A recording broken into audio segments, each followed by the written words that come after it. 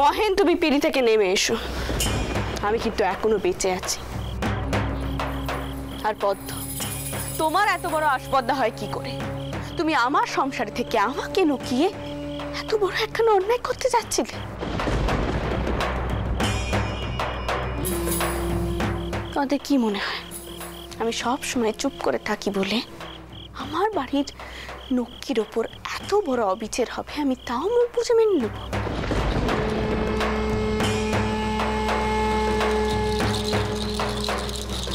প্রয়োজনে আমি মহেনকে এখান থেকে নিটেল দিয়ে জোর করে নিয়ে যাব। মহেন, তুমি কি ভালো কথায় পিড়ি থেকে নেমে আসবে, নাকি নিটেলদেরকে ডেকে জোর করে এখান থেকে তোমাকে নিয়ে যেতে হবে? দাসো! দিদমা, দিদমা, এটা কিন্তু ঠিক হচ্ছে। আর একটাও কথা নয়। শোনো ভাই, তোমাকে আমি জানবাজার বাড়িতে থাকতে দিয়েছিলাম শুধু আমাদের বংশের মান সম্মানের কথা ভেবে। তুমি যত তাড়াতাড়ি সম্ভব অন্য ঘর দেখো ভাই।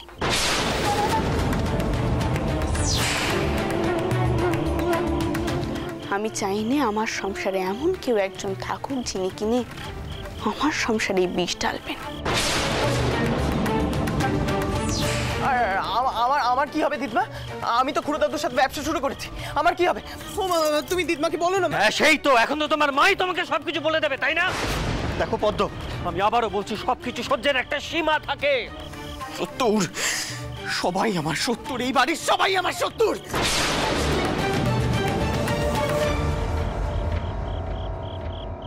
হায় হায় হায় হায় হায় হায়, কি পোড়া কপাল মেয়েটা। এরম কাণ্ডি হবে জানলে আমি তোকে আগেই ভাসিয়ে দিতাম রে পুষ্প। শুনেছিলাম দিদির নাকি খুব মায়া দয়া, কই এখন তো দেখছি সব ভুল, সব ভুল। কাঁদিস নে রে, একদম কাঁদিস নে তুই। তা ছোট গিন্নি, আমার মায়া দয়ের পরীক্ষা নেবে বলেই বুঝি তুমি এক মেয়ের কপাল পুড়ে অন্য মেয়েকে বিয়ে দিতে যাচ্ছিলে?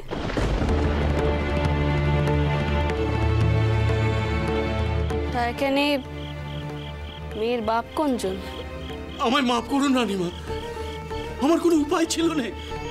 টাকার অভাবে মেয়েকে পার করতে পারছিলাম না, তাই এমন করে বিয়ে দিতে রাজি হয়েছিলাম। রানীমা, রানীমা, আমার মেয়েটাকে আপনার পায়ে ঠাই দিন। মা মরা মেয়েটা আমার।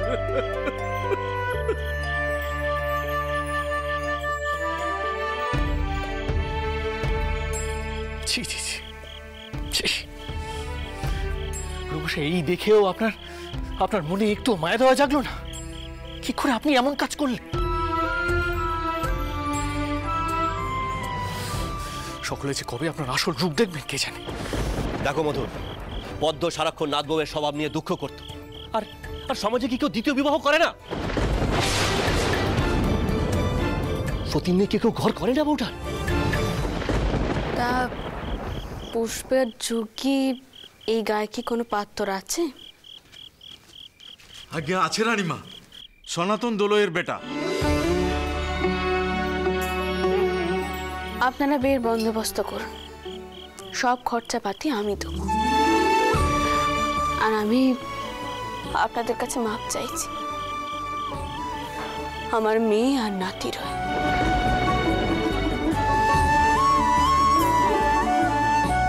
আমাকে মাফ করে দেবেন। বাবা মতুর, বলুন মা। তুমি দাঁড়িয়ে থেকে এখানে বিয়ের বন্দোবস্ত করো, আমি জানবাজারে ফিরবো। মা, মহেন তো আমার ছেলে মা, পাপ স্খালনের দায়িত্ব আমার উপরেই তো বর্তায়।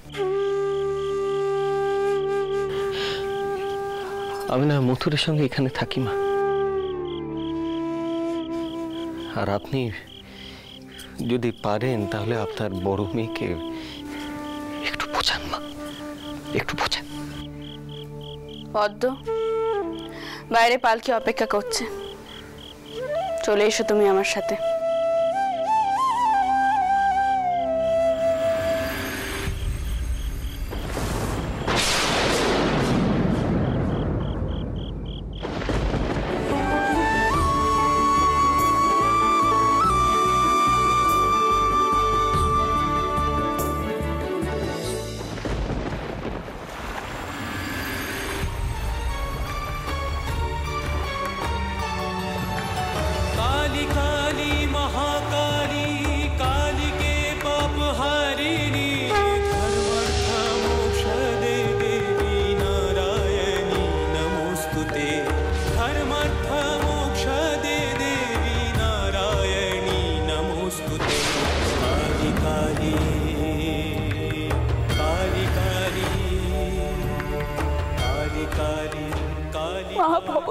যেন আমাকে স্বয়ং কইছেন সেই যুগ পুরুষ চলে গেছে।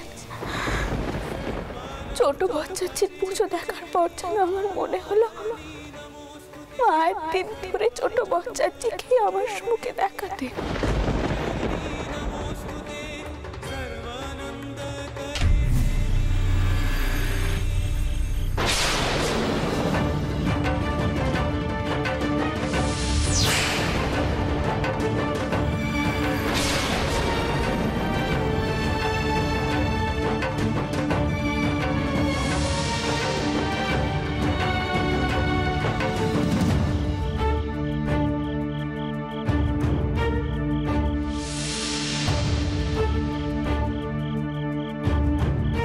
যেদিন দেখবি সেই গাছে আর একখানা জবা ফুলও নেই, জানবি এই পৃথিবীতে তোর লীলা শেষ।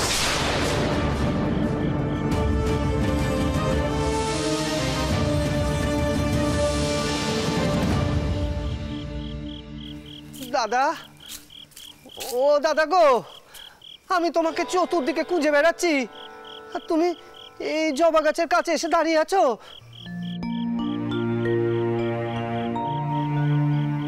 ও দাদা, এই জবা গাছের কাছে দাঁড়িয়ে তুমি এত কি ভাবো গো? আমার আজকে জানতেই হবে।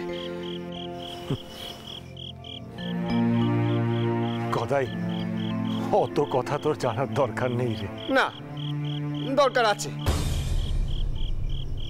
এই জবা গাছের কাছে দাঁড়িয়ে তুমি দীর্ঘ নিঃশ্বাস কেন ফেলো?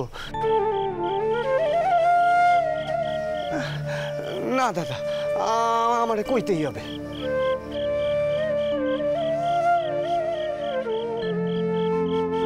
গদাই, গদাই, তুই আজ আমাকে একখানা কথা দে। তুই কালী ঘরের দায়িত্ব ছাড়ার কথা কখনো ভাববি না, কথা দে।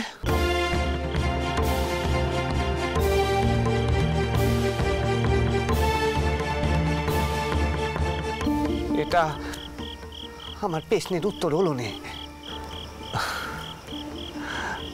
গদাই, আজ তো তুই ভালো মতো পুজো করলি, তাই তাই আমি ভাবছি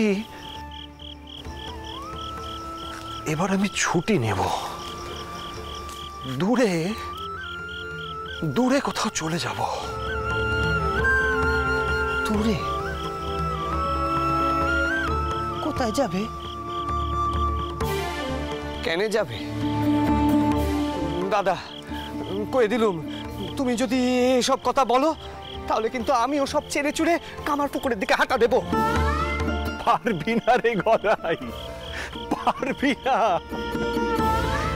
তুই, আর সেটা পারবি না। তুই তো বাধা পড়ে গেছিস রে মন্দিরে, বাধা পড়ে গেছিস।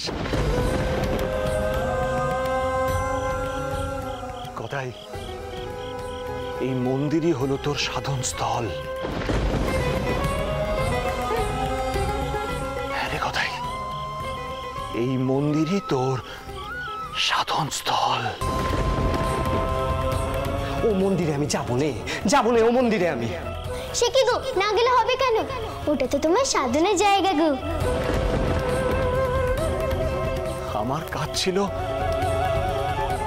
তোকে মায়ের কাছে পৌঁছে দেওয়া।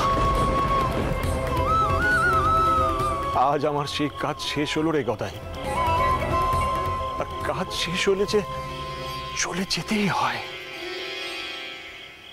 চাইলেও থাকা যায় না।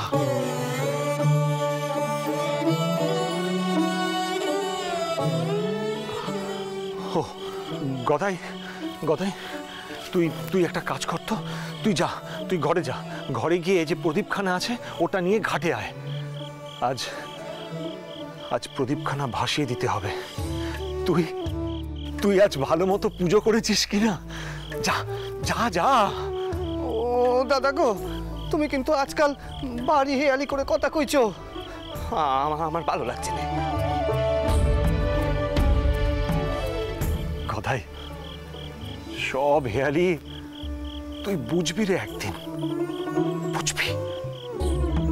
এখন যা যা যা, প্রদীপখানা ঘাটে নিয়ে আয়, যা যা যা যা বলছি, যা। শোন, প্রদীপখানা নিয়ে ঘাটে আসিস কিন্তু, যা।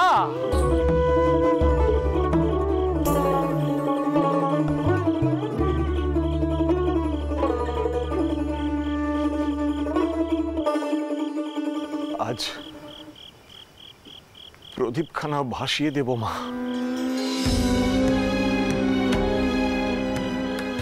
জবা ফুলও গাছে কমে আসছে। যদি যদি একবার তোমার সাথে সাক্ষাৎ হতো, একখানা প্রশ্ন আমার শুধু বাকি আছে, একখানা।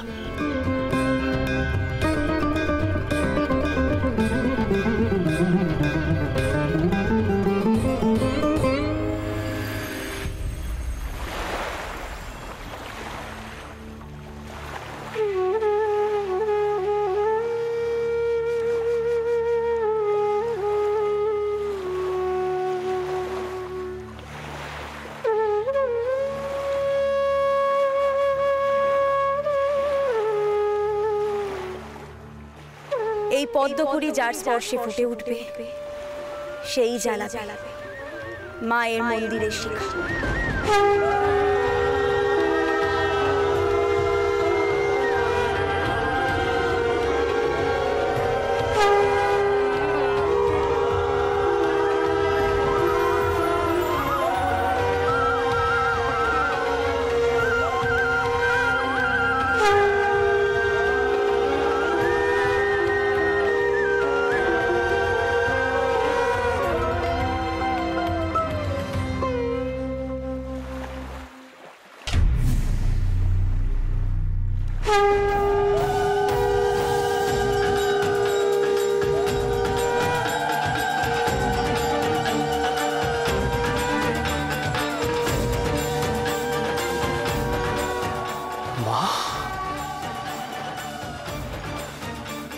মা, তুমি এখানে? আমি তো তোমাকে খুঁজছিলাম মা। কেন জানি মনে হলো আমি তোমাকে এখানেই পাবো। কি জানতে চাস তুই, বল আমায়।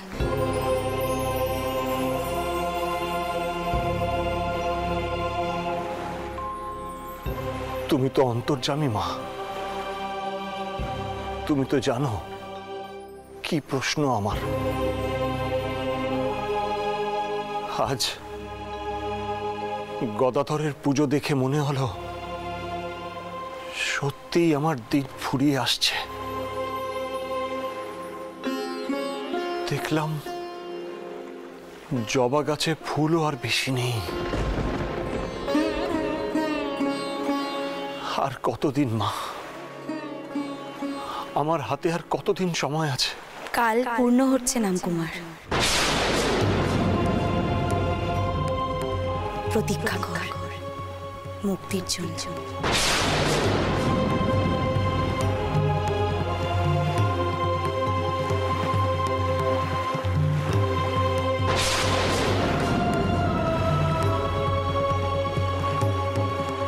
আমি তোকে নিতে আসবো মধ্যজামে, এই গঙ্গা তীরে অপেক্ষা করিস আমার জন্য।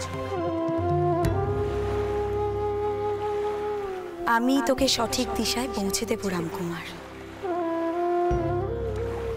মা ভবতারিণীর ওপর আস্থা রাখ, তিনিই তোকে পার করিয়ে দেবেন এই ভবসাগর।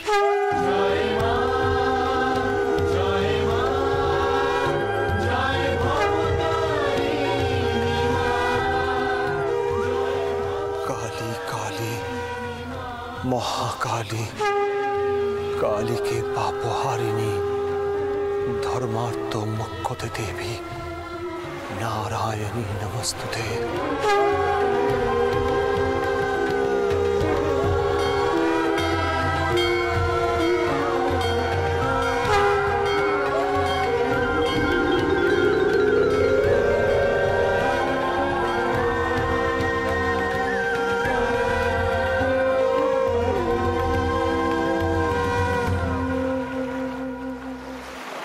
মা,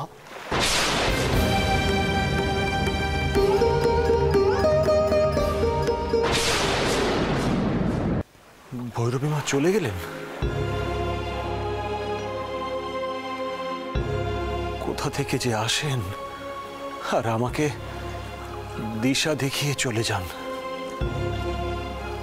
কিন্তু তো কতদিন ধরে অপেক্ষা করতে হবে মধ্যযামে এসে, তা তো বলে গেলেন না ভৈরবী মা আমাকে। দাদা, দাদা গো, নিয়েছি পিদিমখানা। আচ্ছা দাদা, এ কিসের পিদিম কো দেখিনি? ঘি নেই, তবু জ্বলছে।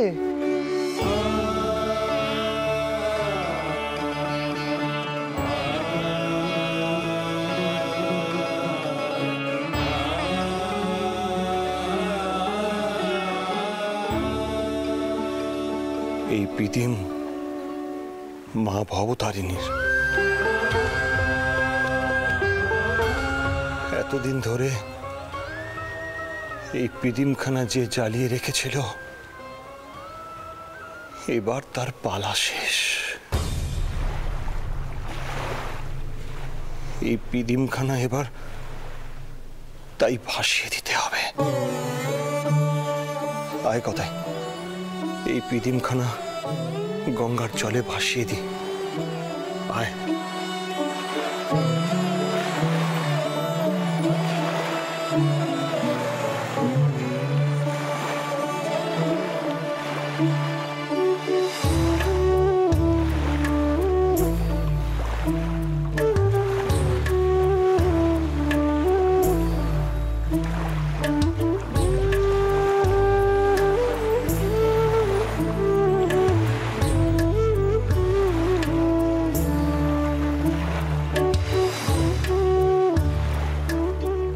তোর ভাইয়ের অভিষেক হলে এই প্রদীপ ভাসিয়ে দিস।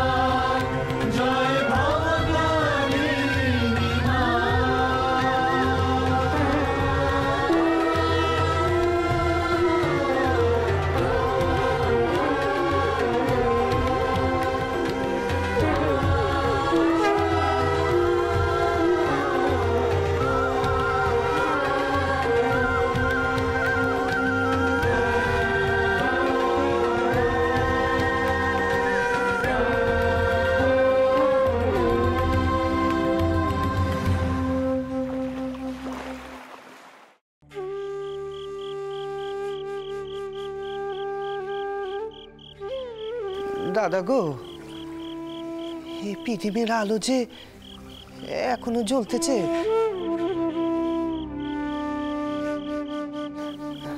দাদা, তুমি এতক্ষণ কি কইতেছিলে? কে জ্বালিয়ে রেখেছিল আলো? আর পালা শেষ? কার পালা শেষ গো? তুমি যে কি হেয়ালি করে কথা কইতেছো, আমি কিছুই বুঝতে পারছি না।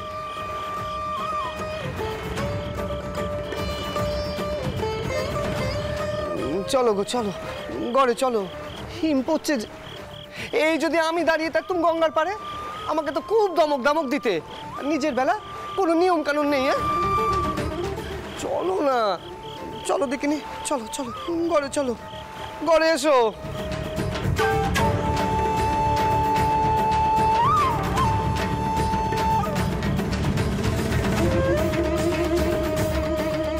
তুই আছিস তোরে কথায়। এই পিদিমের শিখাখানা কোনোদিনও নিববে না রে কথায়,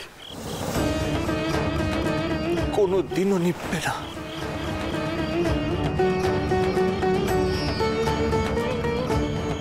শুধু শুধু আমি থাকবো না এই জায়গা।